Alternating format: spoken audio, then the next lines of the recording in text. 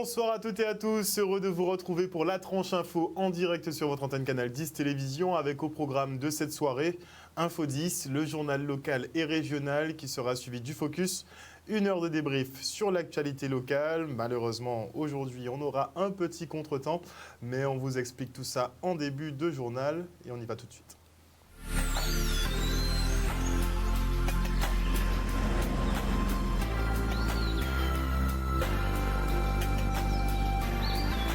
Nous sommes le mercredi 9 septembre 2020 et voici les titres de ce journal. Tout d'abord, nous reviendrons sur la réunion de crise des acteurs de l'eau autour de la liquidation du SIAG. Agent du SIAG d'ailleurs qui était rentré en mobilisation, une mobilisation suspendue au terme de cette réunion. Puis nous irons à la rencontre de Thierry Glova, un Guadeloupéen resté bloqué 22 jours à Paris à cause de ses tests Covid positifs. Et enfin, nous parlerons de cette journée de sensibilisation à l'alcoolisation fœtale qui a des conséquences dramatiques sur les nouveau-nés. Et avant de développer ces quelques titres, une information importante suite au passage de Cédric Cornet, le maire du Gosier, sur le plateau de Canal 10 Télévision. Eh bien, la direction a demandé à certains de ses animateurs de se faire tester. Il s'avère que Chicanos a été testé aujourd'hui positif au Covid-19. Nous sommes donc en train de prendre toutes les mesures nécessaires face à cette situation. Notez que les locaux de Canal 10 Télévision seront désinfectés dès 20h ce soir et que les animateurs et cas contact avec Cédric Cornet mais aussi avec Chicanos seront donc placés en quarantaine pendant les 7 prochains jours et donc je devrais en faire partie mais le journal devrait être présenté en Zoom donc on devrait continuer quand même l'actualité. Voilà. Et le Covid-19 n'est pas la maladie de la honte. C'est une déclaration faite par le maire de Lamentin, Jocelyn Sapoti, qui regrette la rétention d'informations autour de cette pathologie. Avec la pression sociale liée au Covid, certains refusent de parler de leur contamination. Un manque de communication qui peut avoir de lourdes conséquences, comme c'est le cas pour cet agent de lien décédé hier, testée positive.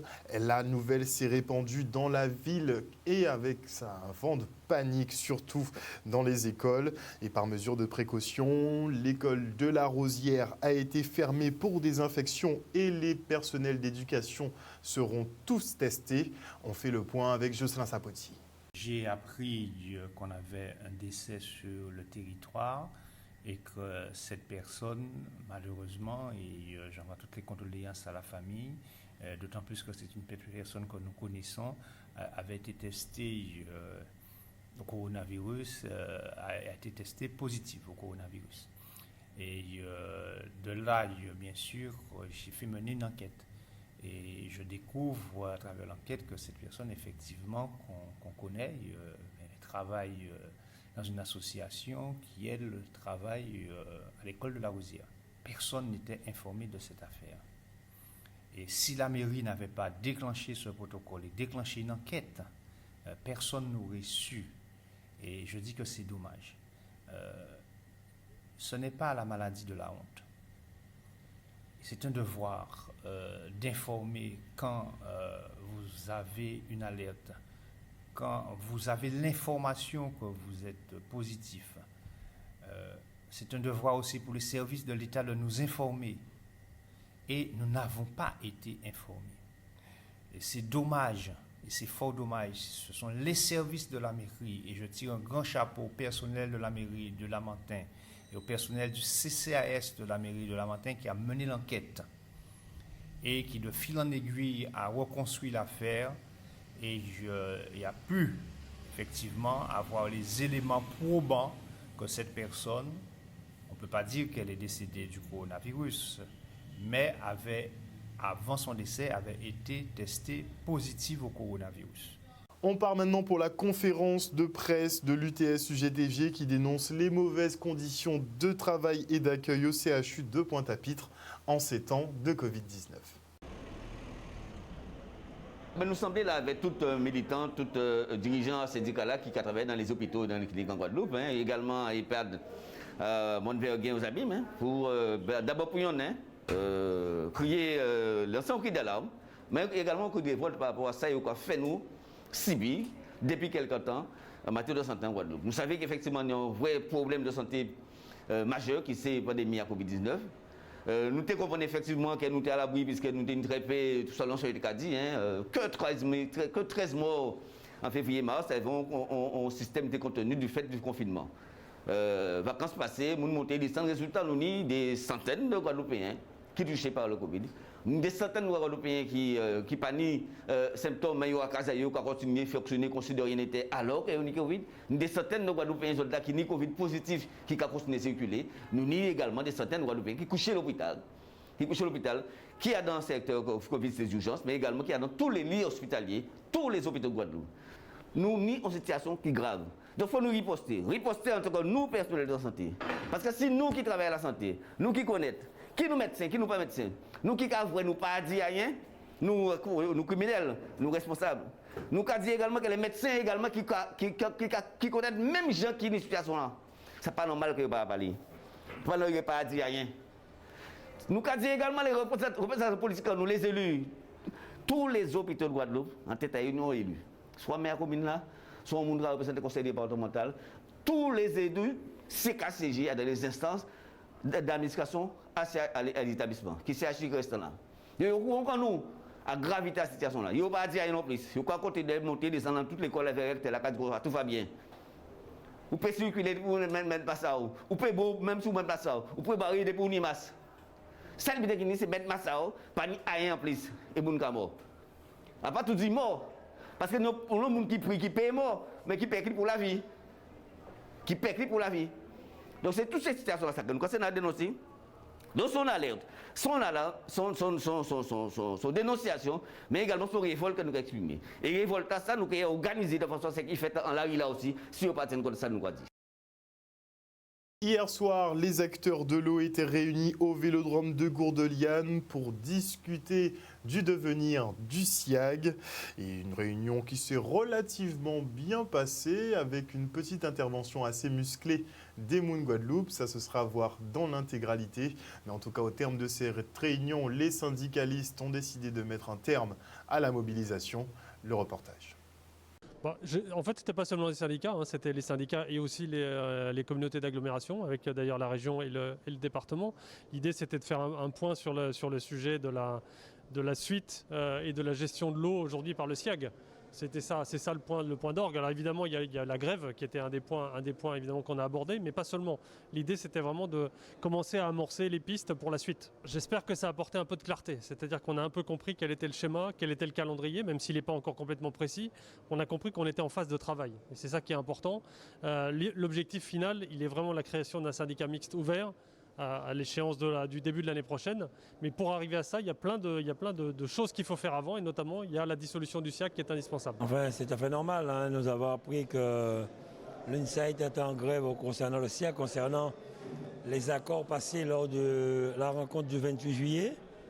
Et nous avons décidé de nous rencontrer aujourd'hui ici au Vélodrome de manière à discuter et trouver la solution qui bloque.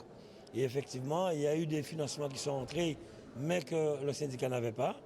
Nous avons discuté un peu concernant la dissolution du SIAG parce que aussi les EPCI ont reçu un courrier du préfet disant que le processus continue concernant cette dissolution pour la création d'une structure, un syndicat mixte ouvert par arrêté du gouvernement.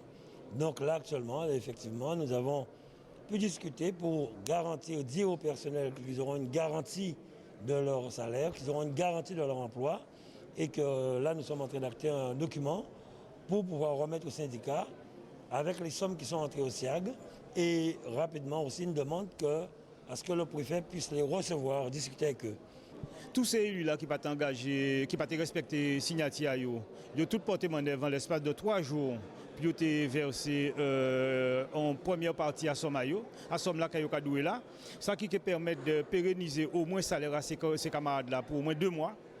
Et dans le deuxième temps, nous obtenons plus de clarification aussi à venir à la société-là, à SIAG.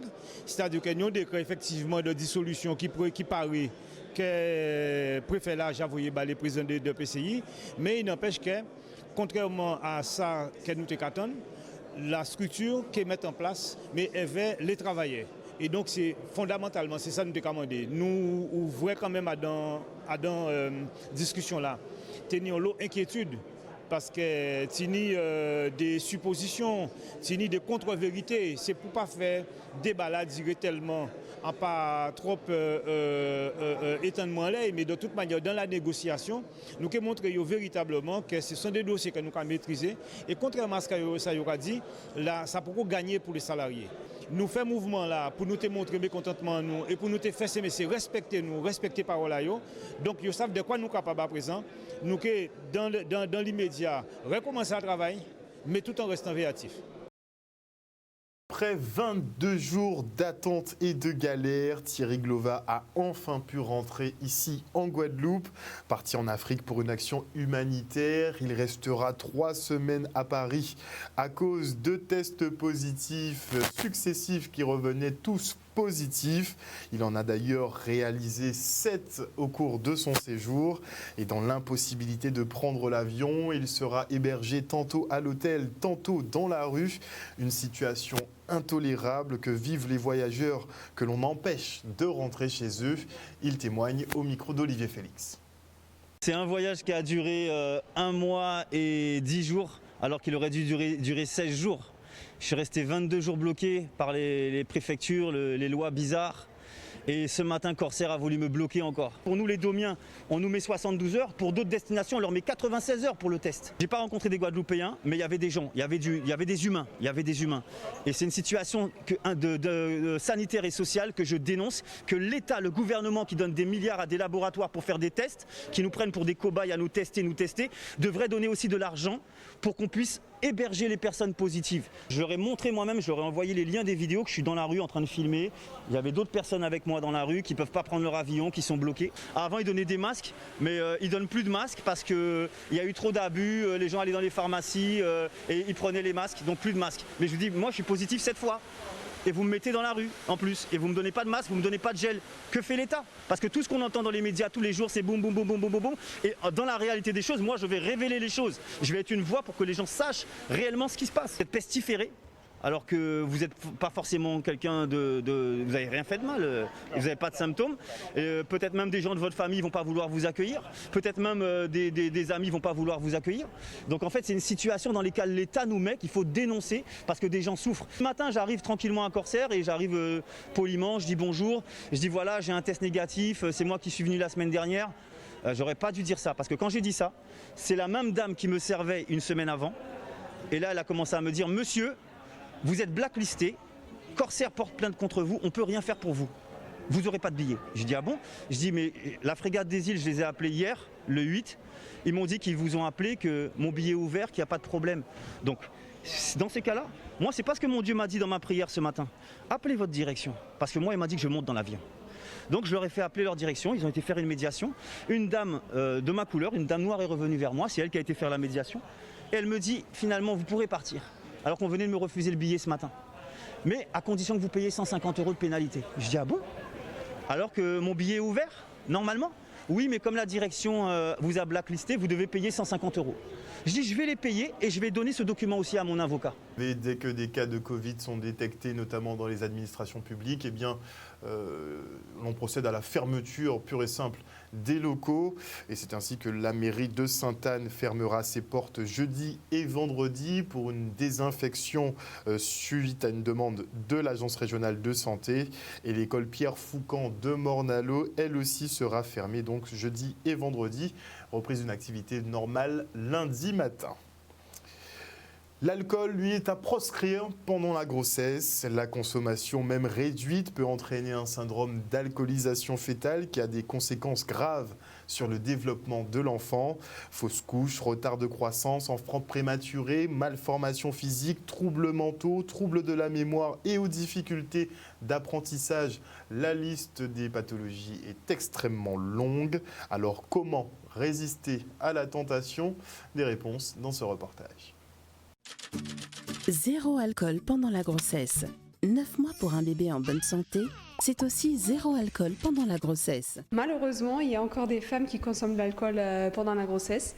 Et c'est pour ça qu'aujourd'hui, on profite de cette journée internationale de sensibilisation au syndrome d'alcoolisation fœtale avec le réseau périnatologie RASPEG pour sensibiliser, informer les femmes enceintes et leur entourage aussi de ne pas consommer de l'alcool pendant la grossesse. Zéro alcool pendant la grossesse et même zéro alcool si on a un projet de grossesse, puisque en général on découvre quelques semaines après qu'on est enceinte, c'est-à-dire vers le 2e mois à peu près.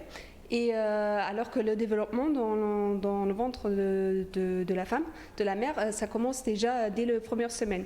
Donc si l'enfant est déjà exposé pendant le développement, les premières semaines, on sait que c'est un risque. Donc c'est pour ça qu'on dit aux jeunes femmes qui veulent avoir un enfant, ne buvez pas de l'alcool avant de tomber enceinte. Comme ça, il n'y a pas de risque. Il y a des enquêtes qui étaient menées à ce sujet.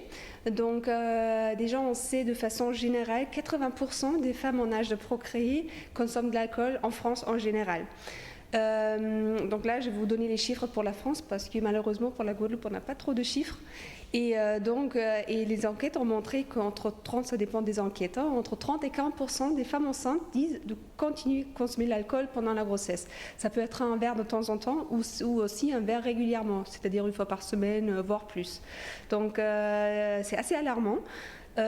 Puisque le syndrome d'alcoolisation fœtale, on a encore des cas, bien sûr.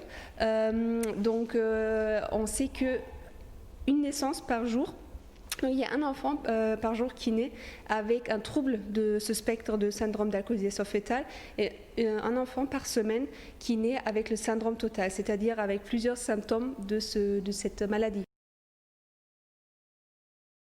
Au 30 septembre prochain, vous êtes invité à vous débarrasser de vos piles usagées dans les déchetteries. Des bornes de collecte dédiées vous y attendent. Le reste en images.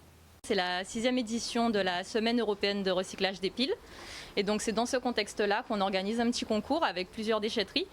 Donc on incite les Guadeloupéens à faire un tri, regarder dans leurs tiroirs toutes les piles qui traînent chez eux, les rapporter en déchetterie et puis en échange, il y a des petites surprises. Sur 100 piles, il n'y en a que la moitié qui sont recyclées. Il y en a 35 qui sont à peu près stockées, soit utilisées, soit juste stockées dans des tiroirs. Et on a 15 qui sont jetées dans les ordures ménagères ou dans la nature.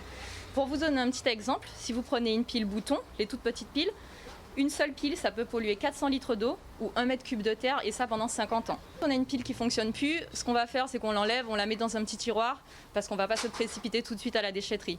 Donc après on oublie et puis voilà, ça s'accumule, c'est peut-être pas stocké au même endroit, donc non. Je pense que vraiment chacun a au moins une dizaine de piles encore chez lui qui sont bonnes au recyclage. À la fin du mois de septembre, on va regarder donc, sur toutes les collectivités participantes, celle qui a le plus récolté de piles.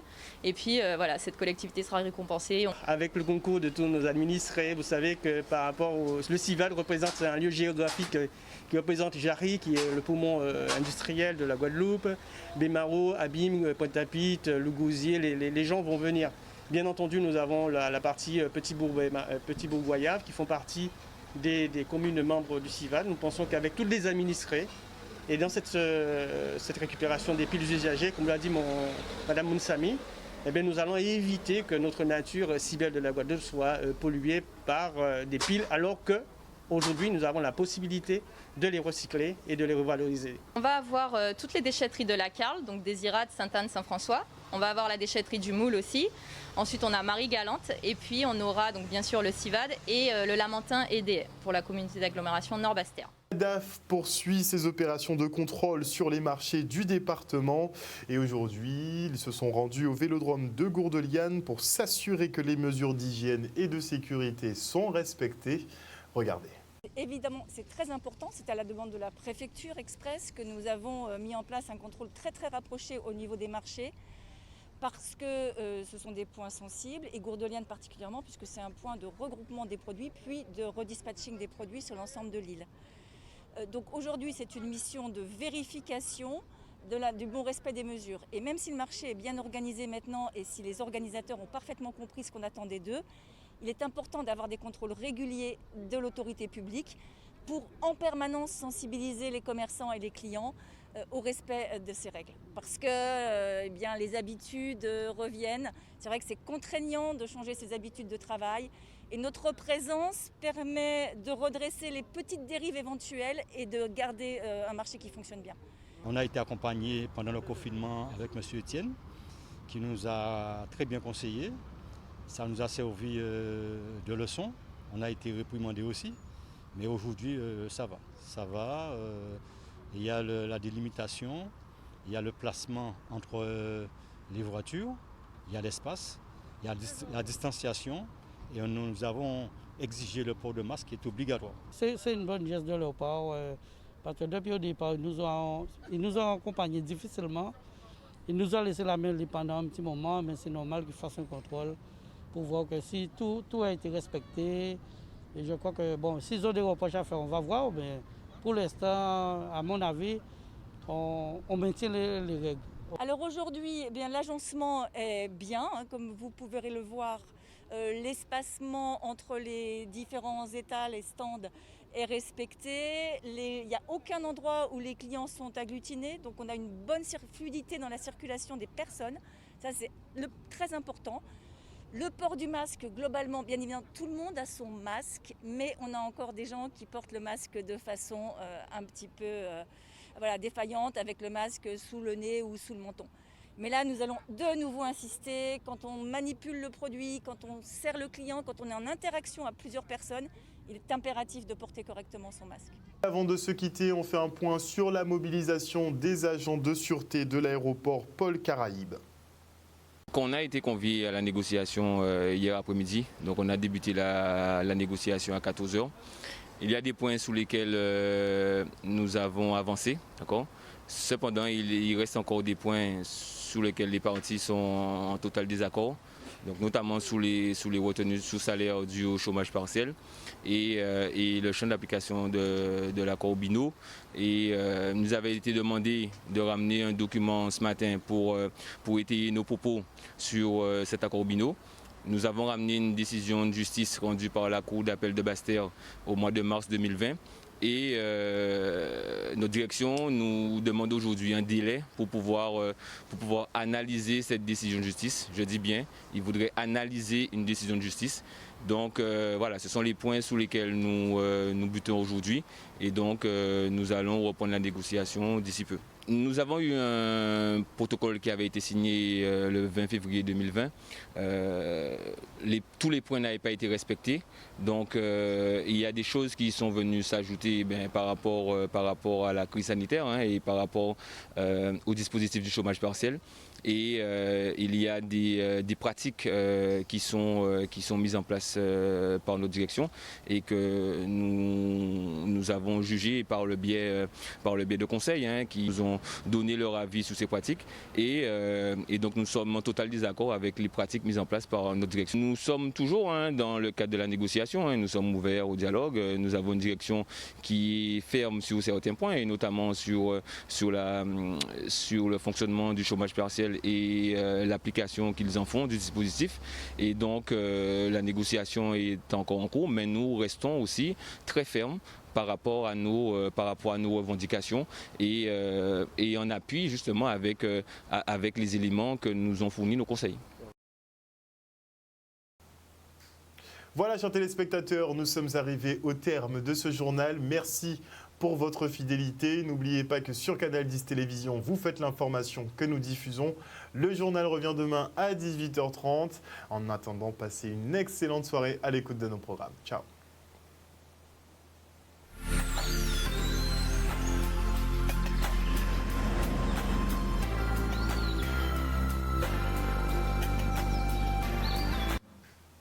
À venir dans la tranche info, le focus, 1 heure de débrief sur l'actualité locale. Malheureusement, nous ne pouvons pas nous en tenir à notre programme initial puisque nous devions continuer avec monsieur Raymond Otto, notre sociologue, notre débat sur le harcèlement notamment. Mais effectivement, avec la nouvelle qui est tombée et le test positif de l'un de nos animateurs, eh bien, nous devons un petit peu bouleverser notre grille puisqu'il faut prendre les plus grandes précautions. Notre direction ne lésine pas là-dessus, donc on a modifié un peu tous nos programmes. Et donc je vous dis à tout à l'heure après la coupure pub, mais pour le coup ce sera une rediff aujourd'hui. Ciao.